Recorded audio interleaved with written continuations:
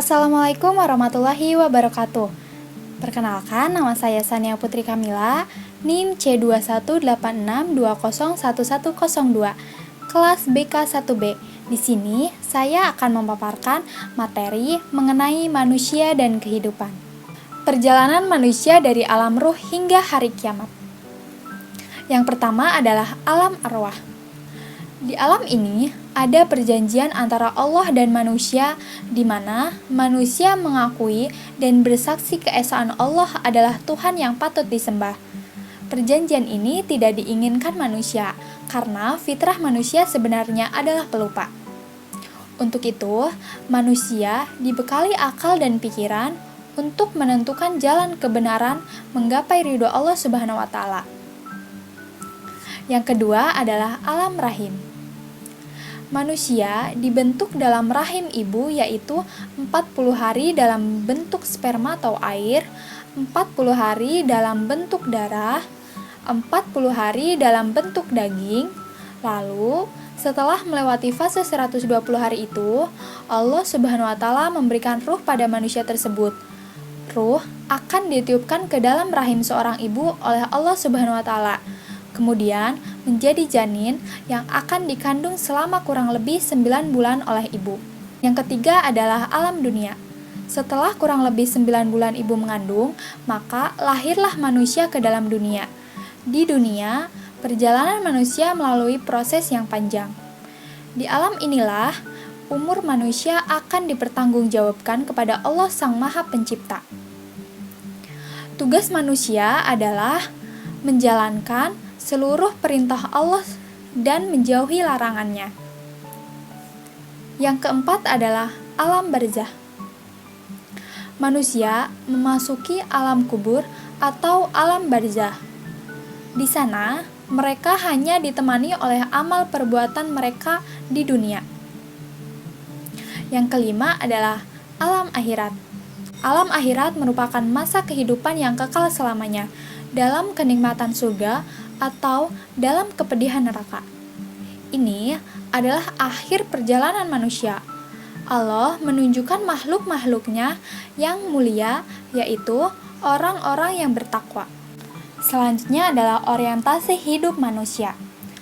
Pandangan dan orientasi hidup manusia menentukan sikap, perilaku, dan keputusan-keputusan yang diambilnya dalam kehidupan.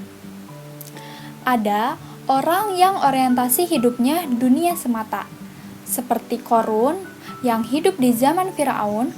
Ketika diingatkan untuk membagi hartanya kepada orang lain, dia menolak dengan alasan bahwa kekayaannya belum cukup dan harta yang dimilikinya itu adalah hasil usahanya sendiri, hasil kerja keras dan keringatnya sendiri.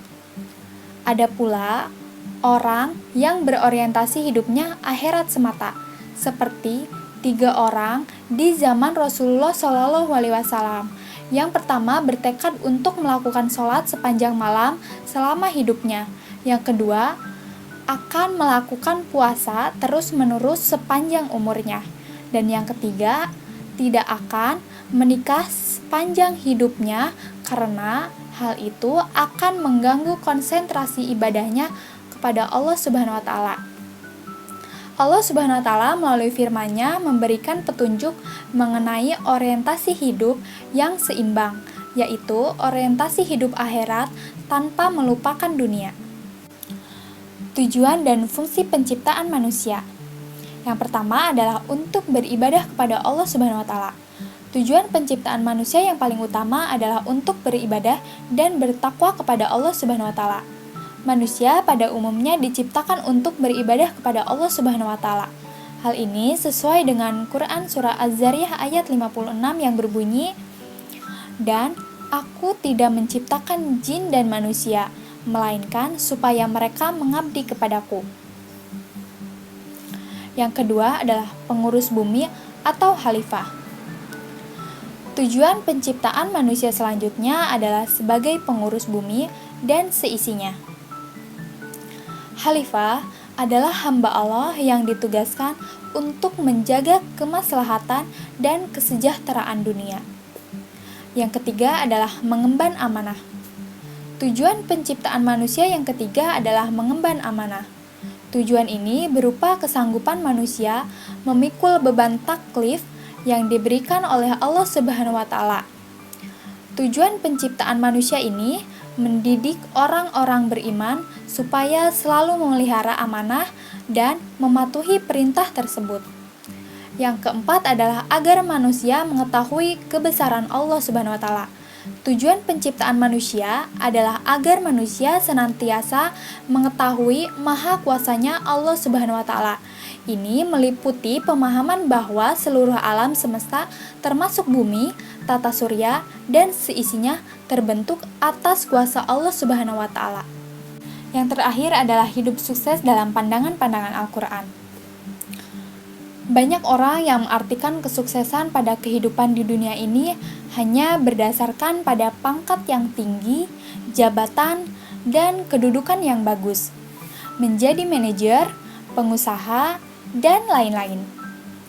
Ada juga orang yang mengartikan sebuah kesuksesan jika sudah memiliki tabungan yang banyak. Allah Subhanahu wa taala dalam Al-Qur'an memberikan penjelasan orang-orang yang dikatakan sukses dan berhasil serta kebahagiaan dalam hidup apabila memiliki komitmen keimanan, yakni mantap serta kokoh imannya, kuat tauhid dan akidahnya. Inilah modal awal meraih derajat kemuliaan di hadapan Allah Subhanahu wa taala dan suksesnya kekal dan abadi. Sekian penjelasan saya mengenai manusia dan kehidupan. Terima kasih. Wassalamualaikum warahmatullahi wabarakatuh.